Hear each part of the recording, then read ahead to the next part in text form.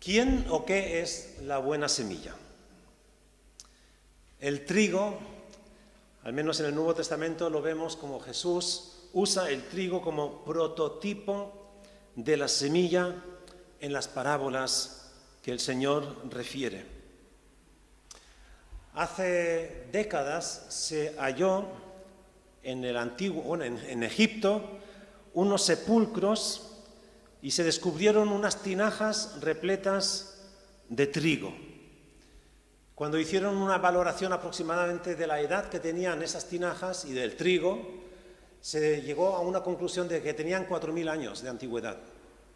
4.000 años habían estado esos granos de trigo encerrados en un sepulcro porque pensaban que el muerto necesitaba alimento cuando llegaba a la otra vida. Pero ahí estaba, el muerto se había ido y quedaban las tinajas de trigo. Hicieron un experimento, tomaron unos cuantos granos de trigo, lo pusieron en la tierra húmeda y empezaron a germinar. Después de 4.000 años, germinaron y produjeron fruto. Quisiera hablar en esta ocasión acerca de las semillas de las que habla el Señor Jesús. Sus palabras tendrán 2.000 años de antigüedad, pero serán más fructíferas que esas semillas de trigo que tenían 4.000 años de antigüedad. Porque esas semillas, ese trigo encontrado en un sepulcro, en una tumba, creció. ¿Cómo creció la semilla que Jesús sembró hace 2.000 años? Quisiera hacer referencia a algunas semillas que hoy vamos a contemplar, porque la parábola de los 4 suelos, ya he predicado varias veces acerca de este texto, aparece en Lucas, en Mateo y también en Marcos, y la buena semilla sembrada en esos 4 diferentes suelos la conocemos a sobra. Es una parábola que Jesús refiere sobre los diferentes suelos de corazones en las que puede caer la palabra, la buena semilla. Y en una explicación que Jesús mismo da a sus discípulos, Él les explica que esa semilla es la palabra sembrada. Y ahora quiero preguntarte a ti, los que estamos ahora aquí presentes en el templo, pero también a los que estáis escuchando a través de los medios, a través del YouTube, ¿qué palabra es la semilla? ¿Son las parábolas? Sin embargo, Jesús usa las parábolas precisamente para que oyendo no crean y no entiendan, para que se cumplan las palabras de los profetas antiguos que habían dicho que será eso, que escucharán con sus oídos y no comprenderán, no se arrepentirán. Y eso era precisamente lo que estaba sucediendo y cumpliéndose en los tiempos de Jesús. Es decir, no puede ser que sean las parábolas, predicando nosotros las parábolas, que la gente se vaya a convertir, porque ese no fue el propósito con las que Jesús las explicó. Son palabras, aquellas palabras que repartimos versículos bíblicos a la gente, y eso es lo que entra en el corazón, en la mente de las personas, y entonces se convierten o produce fruto esa palabra. Pregunto. ¿Es aquel mensaje del Evangelio, por ejemplo, cuando Felipe explica al etíope que está subido en el carro leyendo una palabra, un versículo? Él cogió un rollo de Isaías, que era la lectura típica en los tiempos de Jesús, y él leía ese texto pero sin entenderlo.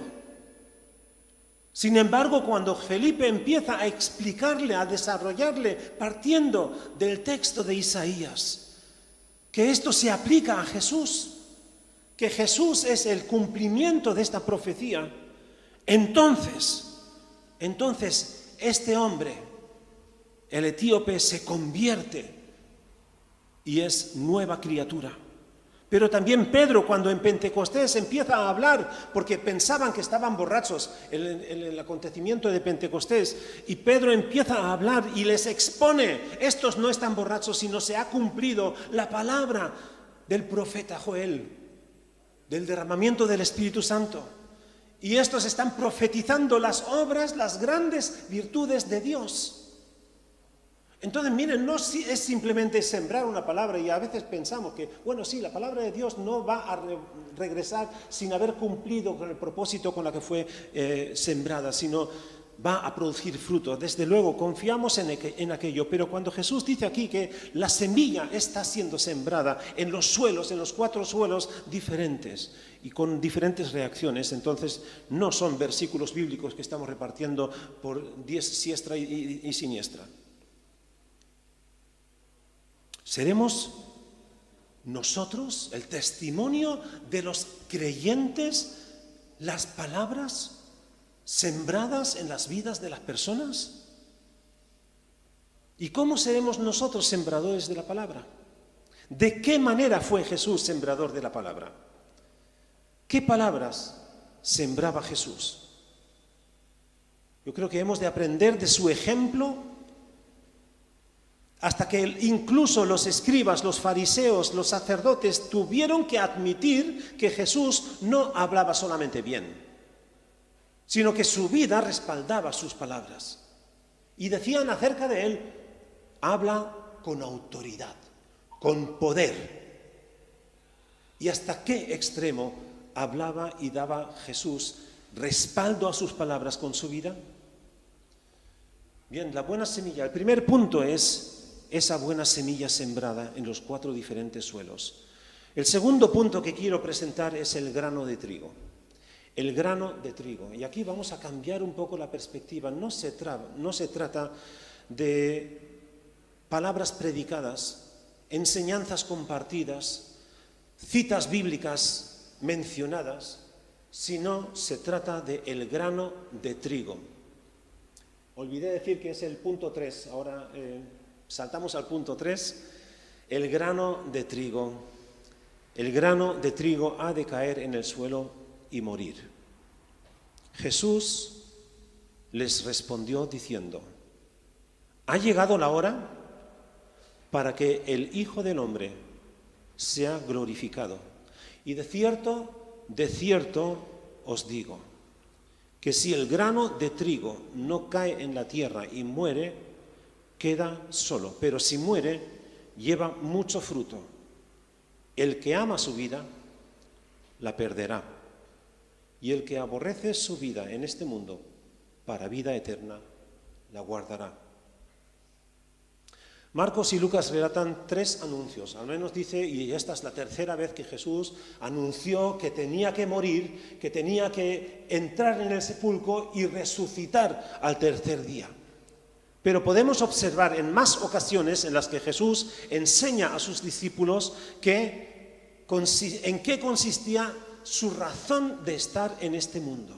Y es que Él vino para entregar su vida en rescate de muchos. Juan el Bautista dice, he aquí el Cordero de Dios que quita el pecado del mundo. El Cordero de Dios es un símil, es una semejanza a lo que eran las prácticas en el templo de un sacrificio, un cordero que era sacrificado para redimir el pecado del que presentaba ese sacrificio. Y cuando Juan dice, he aquí el Cordero de Dios que quita el pecado del mundo, está refiriéndose a Cristo, a Jesús, que va a ser ese sacrificio prestado para morir en lugar del pecador que había cometido el pecado. Para que Jesús pueda darnos vida, es necesario, es preciso que muera.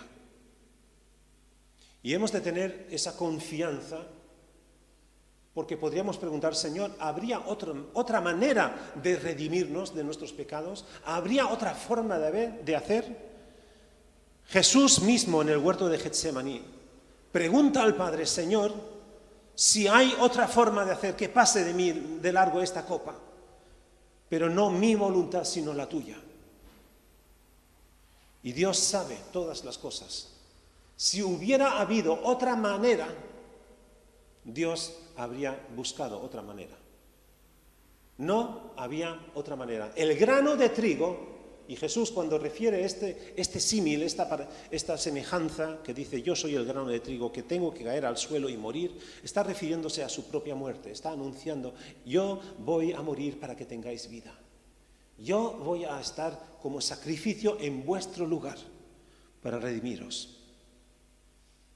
Una verdad que nos enseña la vida biológica: sin muerte no hay vida.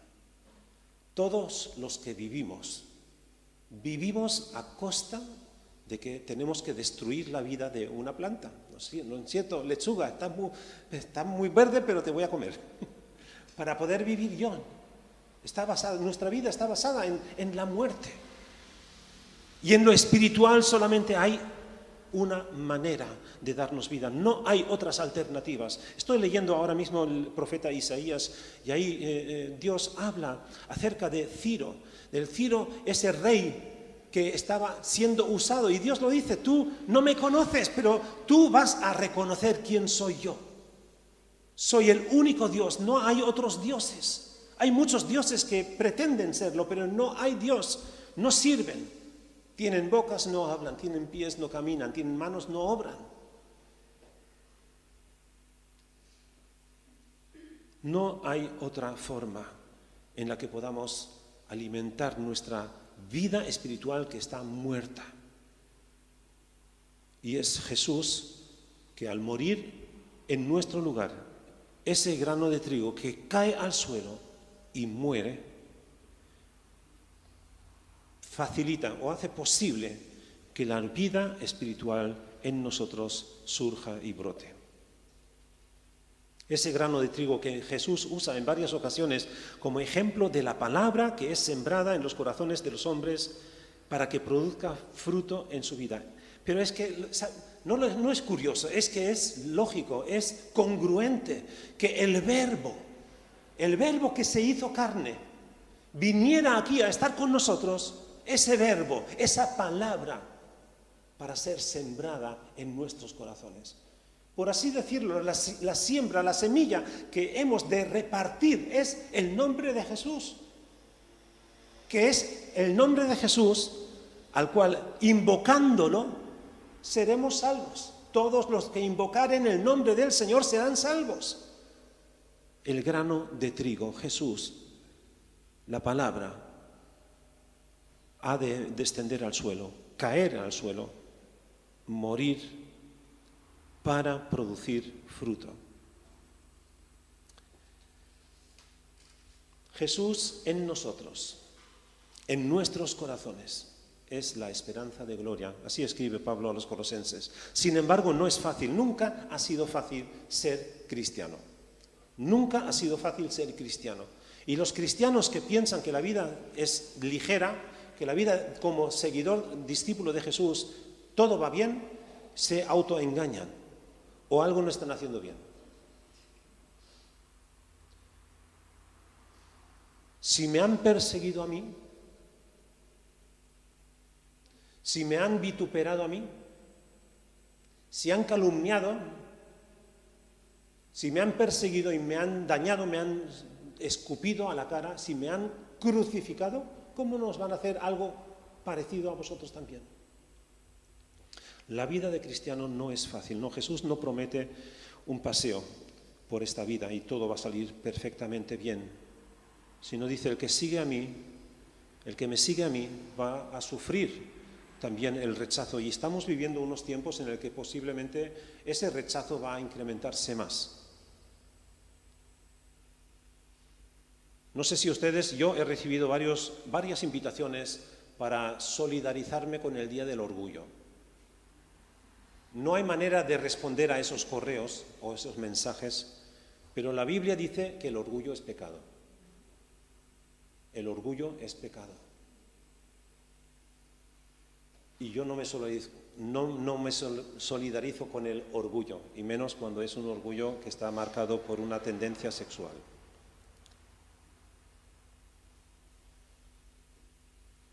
hemos de morir. Jesús nos da el ejemplo de morir, negarnos a nosotros mismos. La vida espiritual surge desde la muerte de Jesús. Y los proyectos humanos no quieren ni oír de la muerte. Es más bien, no es guay hablar de la muerte, del sufrimiento. Pero Jesús dice, a no ser que el grano de trigo caiga en la tierra y muera, no podrá producir fruto. Pero Jesús no se queda ahí. Dice que el propósito de su venida a este mundo fue precisamente para dar su vida, para entregar su vida para los que creen en Él, sean salvos y reciban la vida.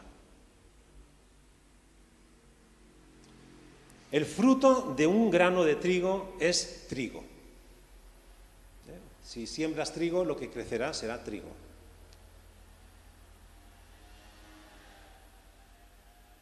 Y Jesús en la parábola dice que algunos producen 30 por uno, otros 60 por uno y otros 100 por uno. Dependiendo también del cuidado que tenga ese campo de trigo, pues producirá más o menos, si está bien regado, si tiene los nutrientes que necesita. El fruto de la muerte de Jesús es vida, de millones, de miles de millones. Miles de millones, porque a lo largo de la historia han sido miles de millones que han creído en el nombre de Jesús y han recibido vida porque Jesús dio la suya. Sí, Cristo es nuestra vida. No, desde luego, lo que vino Jesús a completar no es un fracaso en la cruz cuando murió. Su muerte representa el precio pagado por nuestros pecados y por nuestra falsedad, por nuestro engaño, por nuestra rebelión. Él murió en nuestro lugar. El grano de trigo murió por nosotros. Jesús, el Verbo encarnado, es la palabra sembrada en nosotros.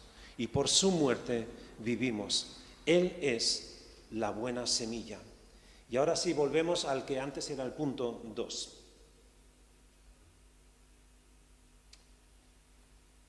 Creo que sí, ¿no? ¿Dale?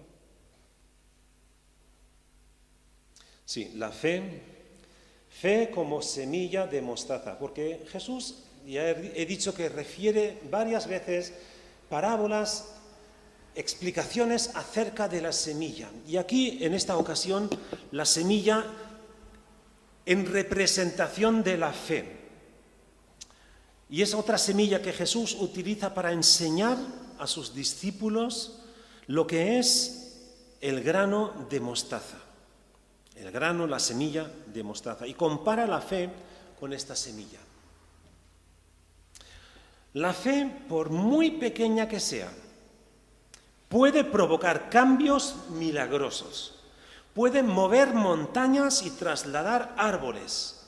Pero la semilla, es decir, la fe de la que habla Jesús aquí, no es que mueve una montaña de un lugar a otro.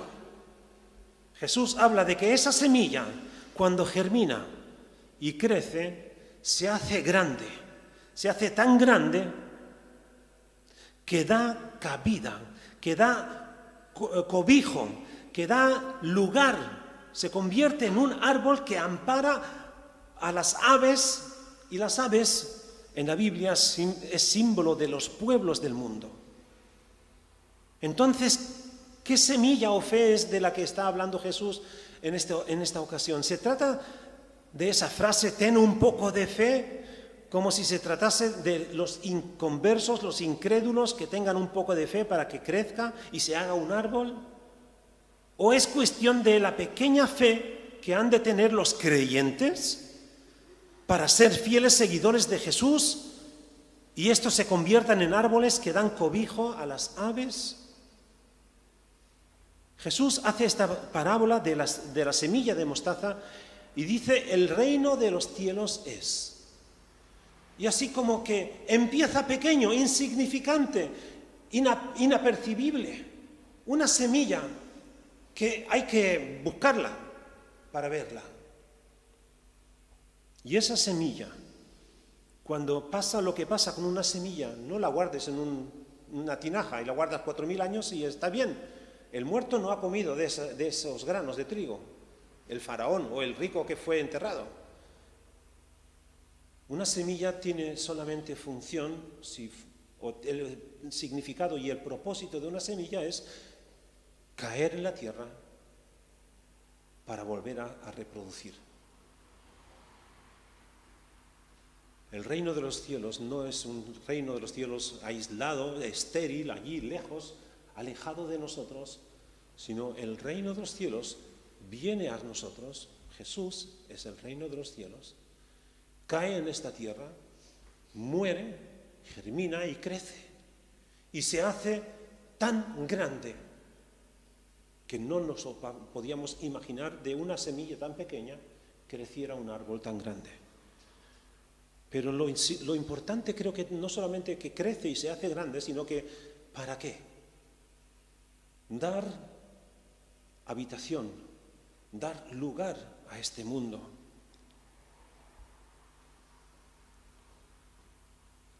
Servir a este mundo. En Lucas 17, los versículos 3 al 4 dice: si ustedes tienen fe del tamaño de un grano de mostaza, podrán decirle a este árbol: levántate de ahí y plántate en el mar, y el árbol les obedecerá. Una serie de parábolas que Jesús refiere en esta ocasión habla de cosas pequeñas, insignificantes, inadvertidas, no solamente de la mostaza, otras cosas pequeñas que habla, que crecen, que cambian el mundo, que sirven a los demás. Así es el reino de los cielos. Miren, no estamos aquí para darnos así golpes en el hombro y decir qué buenos cristianos somos, que estamos aquí cumpliendo todas las medidas de seguridad, estamos aquí reunidos y tenemos mucha fe de volver otra vez a reunirnos y tener los cultos presenciales. No, la fe tiene que ver siempre con el reino de los cielos. La fe viene ¿de dónde? Por el oír de la palabra. En Romanos 10, Pablo hace una lógica, está elaborando como un proceso de cómo viene la fe. Y la fe viene por el oír de la palabra. Estamos otra vez, la palabra, la semilla sembrada en los corazones de diferentes índoles. Hay corazones duros, hay corazones preocupados, hay corazones angustiados, hay corazones que tienen otras prioridades y hay corazones que están realmente dispuestos a recibir esa semilla.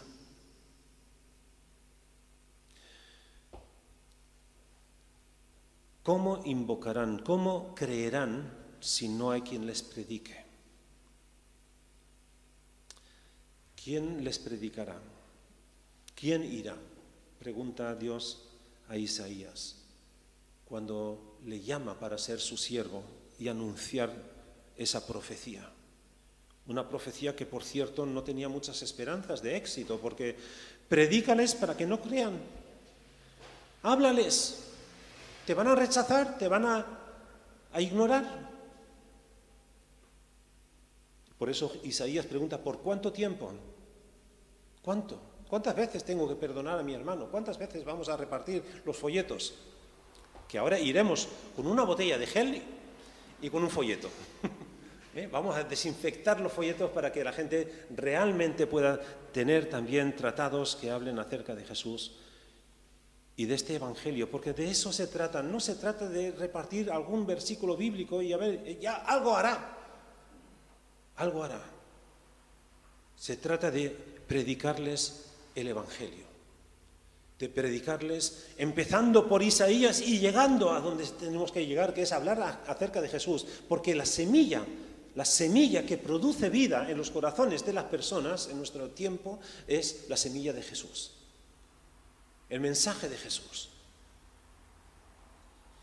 El último punto que quisiera presentar es que la buena semilla y la cizaña. Miren, en este capítulo 13, que es un capítulo de muchas parábolas, y habla acerca también del reino de los cielos, y habla de la buena semilla y de la cizaña.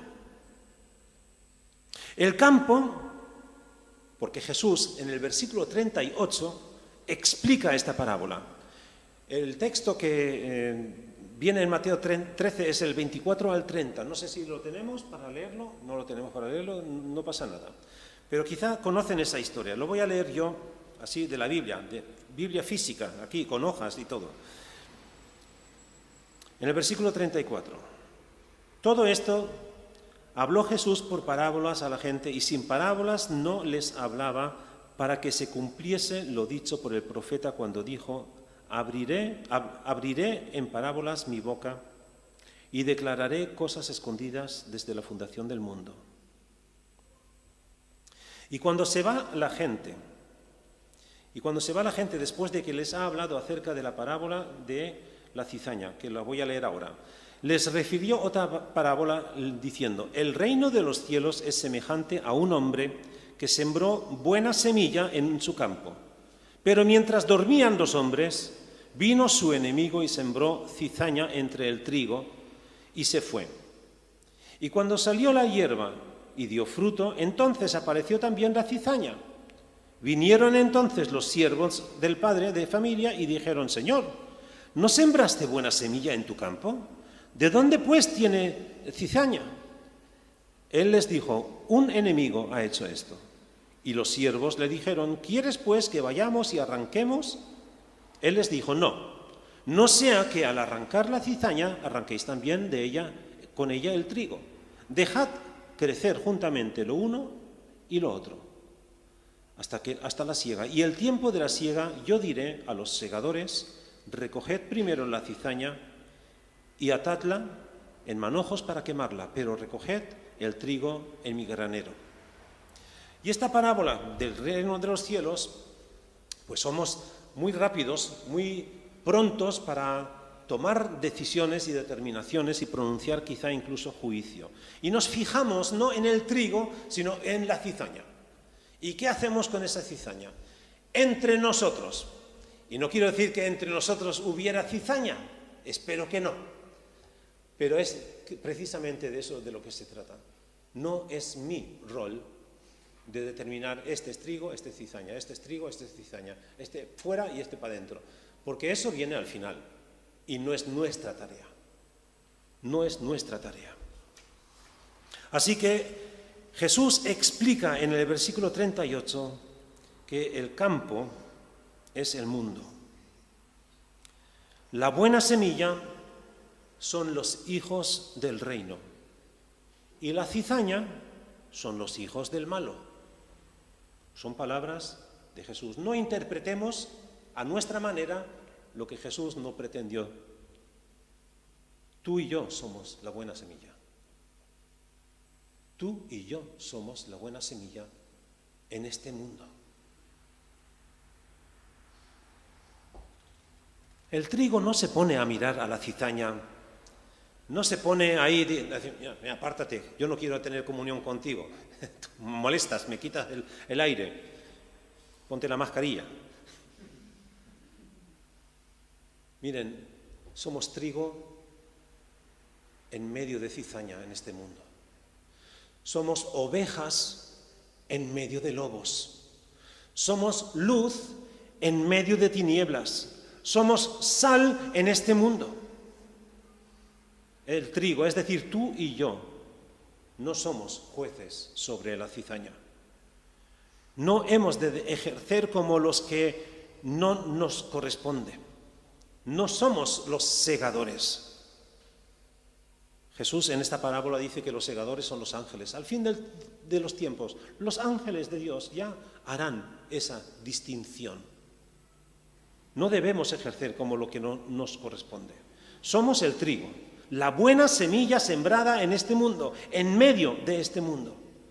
Así que seamos semilla de palabra, de testimonio, seamos semillas de fe, seamos árboles de fe que ministran a las aves de este mundo.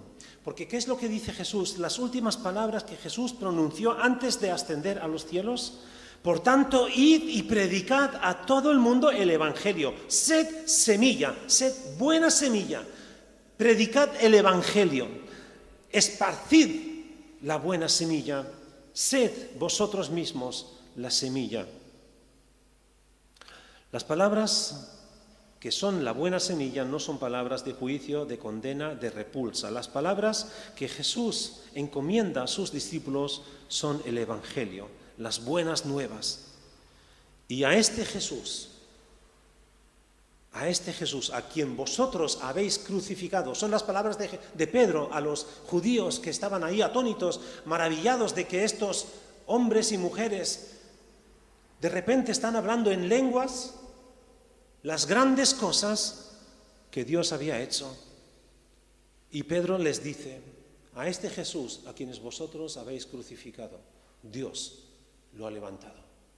A este Jesús a quienes vosotros os burláis en el tiempo en el que vivimos, es el Señor de señores. Este Jesús a quienes creen que una iglesia impotente que no hace nada, es el Señor de señores, el que tiene toda la autoridad, el Cordero inmolado. Entonces la semilla, la buena semilla. Miren, nosotros no seríamos buena semilla a no ser que Jesús nos transformase en tal. Y lo que hace Jesús es un milagro, porque Él transforma y hace un cambio y hace de la cizaña, hace trigo. ¿Saben en qué se caracteriza la cizaña en los campos? La cizaña no produce fruto. Es una hierba que tiene una semilla tan liviana, tan ligera.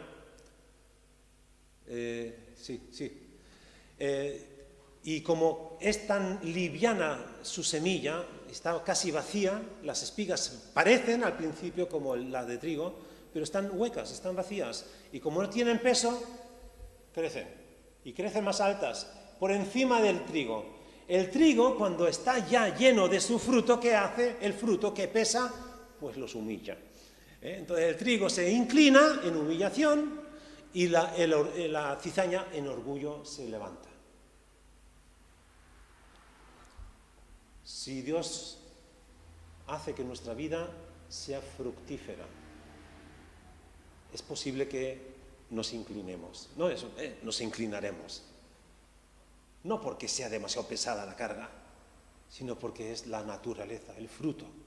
El fruto también es la adoración de aquel que produce ese fruto. Sin embargo, el orgullo, la cizaña, al final vienen los segadores y las arrancan. Están vacías y sobresalen. No dañan el trigo. Ahora ya no pueden dañarlo. Ojalá que tu vida sea la de una buena semilla, que primero honra a Jesús y también lo difunde. Que Dios nos bendiga.